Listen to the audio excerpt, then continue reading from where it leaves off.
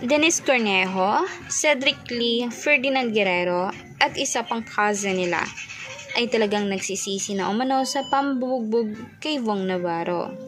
Hindi umano nila akalain na aabot sa ganitong punto na tatanda sila sa kulungan, kung saan ang mga netizen ay nagsasabing karma nila at deserve naman nila na tumanda doon sa kulungan dahil sa mismong ginawa nila.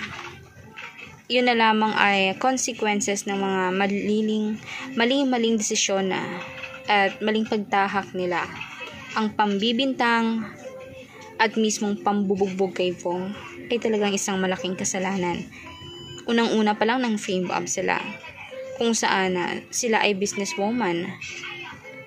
Ang lalaki business din, modelo din si Denise. Pero nakuha pang mang pera, habol lamang nila ay 2 million. Ang 2 million pesos ay pinalit nila sa panghabang buhay na pagkakulong.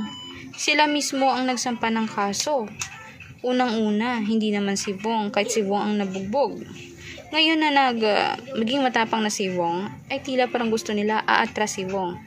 Pero hindi papayag ng pamilya ni Vong. Lumabas na ang katotohanan, hindi na mababago yun. Mas mabuti na nasa loob sila, at least ligtas si Vong at ang pamilya niya. Kesa naman nasa labas sila, at may plano na naman silang iba, at ituturo naman nila kay Vong, at malamang baka kukuha pa sila ng kung ano pang maaaring mas mapusok na magagawa nila, diba? Kaya ang dami-dami nilang kalaban ngayon. Kaya mag-ingat din tayo, guys.